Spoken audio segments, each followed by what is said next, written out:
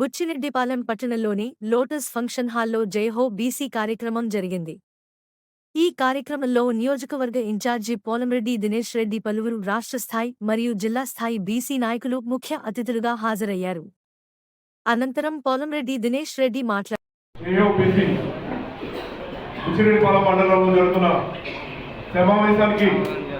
ముఖ్య అతిథిగా విచ్చేసిన సభని అలంకరించిన కుల పెద్దలందరికీ, అలానే అధికార కమిటీ మెంబర్స్ అందరికీ, అలానే వేదిక ఉన్న బీసీ సోదరులందరికీ కూడా పేరు పేరు మీ అందరికీ నమస్కారం తెలియజేసుకుంటూ, సమావేశంలో పెద్దలందరూ మాట్లాడారు.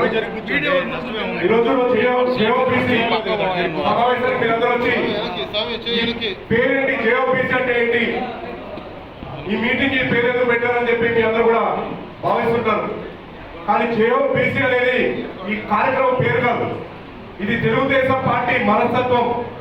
మొట్టమొదటిసారిగా నందమూరి తారక రామారావు గారు పార్టీని పెట్టినప్పటి నుంచి కూడా బీసీ కులాలకి, బీసీ వర్గాలకి మంచి స్థానం కల్పించాలి, వాళ్ళందరినీ ఆర్థికంగా, సామాజికంగా, రాజకీయంగా ముందుకు తీసుకెళ్లాలనే ఒక స్వభావంతో తెలుగుదేశం పార్టీ నడిచింది, నడుస్తుంది, నడవబోతుంది.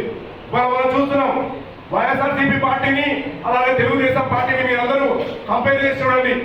ఇవాళ తెలుగుదేశం పార్టీలో బీసీలకు కల్పిస్తున్న స్థానం మీరు ఒకసారి చూడండి. రాష్ట్ర అధ్యక్షుడు ఒక బీసీ కులానికి సంబంధించిన వ్యక్తి, అలానే ప్రముఖ మంత్రులు గతంలో ఉన్న మాజీ మంత్రులు ఎవరైతే ఉన్నారో కొల్లు రవీంద్ర గారు కానివ్వండి, అలానే అయ్యన్న పాత్రుడు గారు కానివ్వండి, అలానే ఇవాళ మన జిల్లాలో రవిచంద్ర యాదవ్ గారు కానివ్వండి, అలానే ఇంతకుముందు మన చెంచు యాదవ్ గారు కానివ్వండి, అలానే ఎంతోమంది ఉన్నత స్థానాల్లో ఎన్నో నామినేటెడ్ పోస్టులు తెలుగుదేశం పార్టీ అధికారంలో ఉన్నప్పుడు ఉన్నారు. అలానే ఇవాళ వైఎస్ఆర్సీపీ పార్టీ మనం చూస్తున్నాం, అక్కడ అన్ని నామినేటెడ్ పోస్టులు తర్వాత నారా చంద్రబాబు గారు అధికారం చేపట్టిన తర్వాత 24% ఉన్న రిజర్వేషన్ ని 34% పెంచారు. జగన్మోహన్ రెడ్డి గారు వచ్చిన తర్వాత ఇతర కులాలకి రావట్లేదు, బీసీలకి అన్ని కూడా రాజ్యాధికారం వస్తుందని చెప్పి ఒక దురుద్దేశపూర్వకంగా 10% రిజర్వేషన్ తగ్గించి తద్వారా స్థానిక సంస్థల్లో 16,800 బీసీలకి రావాల్సిన అవకాశాలని మనకు దూరం చేశారు. అలానే మన కార్పొరేషన్ నిధులు రాకుండా మనందరికీ కేంద్రం మనకి ఇచ్చిన 75,000 కోట్ల రూపాయల నిధుల్ని దుర్వినియోగం చేసి మనకు రాకుండా చేసి మనమందరం కూడా ఆర్థికంగా బలహీనపరిచేటట్లు చేశాడు జగన్మోహన్ రెడ్డి గారు వచ్చిన.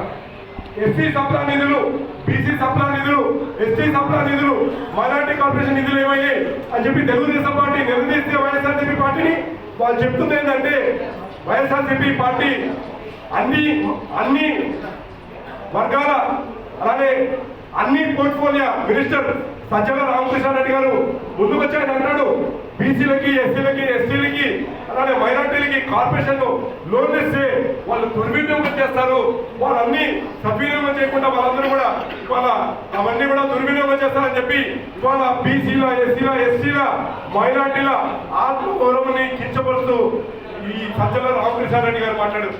ఇవాళ మనందరూ కూడా దీన్ని తిరిపి కొట్టాల్సిన అవసరం ఎంతగానో ఉంది.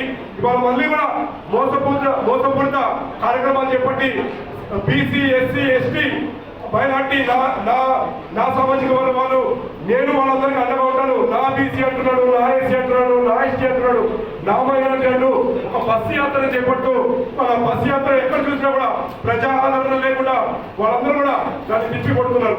మన ప్రజలందరినీ నేను మీ అందరూ కూడా కోరుకుంటాను, ఇక్కడ ఉన్న సోదరి వాళ్ళందరూ కూడా కోరుకుంటాను, మీరందరూ కూడా అప్రమత్తంగా అవ్వాల్సిన అవసరం ఉంది. ఈ కార్యక్రమం ముఖ్య ఉద్దేశం వచ్చి బీసీలని చైతన్యపరిచి మనకు జరుగుతున్న అన్యాయాన్ని మీ దృష్టికి తీసుకొచ్చి ఇక్కడ ఉన్న అందరూ పెద్దలు కూడా చెప్పడం జరిగింది. మీకు మన మీద జరుగుతున్న దాడుల గురించి చెప్పడం జరిగింది, మన మీద జరుగుతున్న అన్యాయాల గురించి చెప్పడం జరిగింది. మీరు ఒకసారి ఆంధ్ర రాష్ట్రంలో చూస్తే దాదాపు 6,000 మంది బీసీల మీద అక్రమ కేసులు బనాయించడం జరిగింది ఈ ఆంధ్ర రాష్ట్రంలో వైఎస్ఆర్సీపీ అధికారంలో వచ్చిన తర్వాత. అలానే 600 బీసీల మీద దాడులు జరగడం జరిగింది. అలానే 30 మంది బీసీలు ఇవాళ వైఎస్ఆర్సీపీ నాయకుల వల్ల బలిపడి వాళ్ళందరూ కూడా హత్యగా పడ్డారు వైఎస్ఆర్సీపీ నాయకుల వల్ల.